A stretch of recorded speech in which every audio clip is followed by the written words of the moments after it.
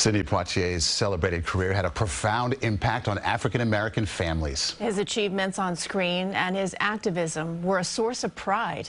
CBS 2's Aundrea Cline-Thomas reports from Harlem.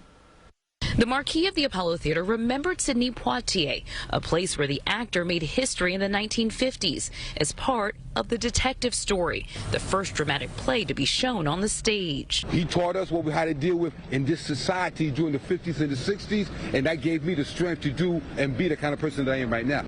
Before Hollywood, in all of the accolades, Harlem was the main character in Poitier's early story, starting right here in what's now known as the Schomburg Center.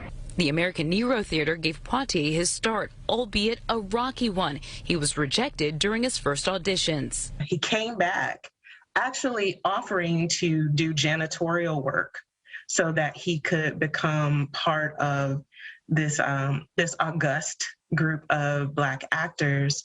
It was at the theater where Poitier developed a close friendship with Harry Belafonte.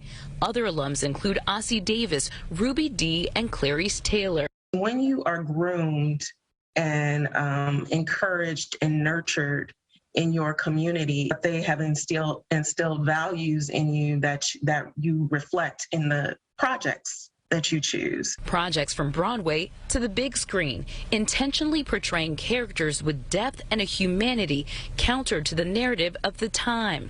During the Civil Rights Movement, using his voice for activism. He brought some positivity to the Black image of the people, you know, as an actor, as a human being, as a person. Well, I think it was great to see a Black person with he was a hell of an actor too, though. An example of excellence with an impact still being felt today.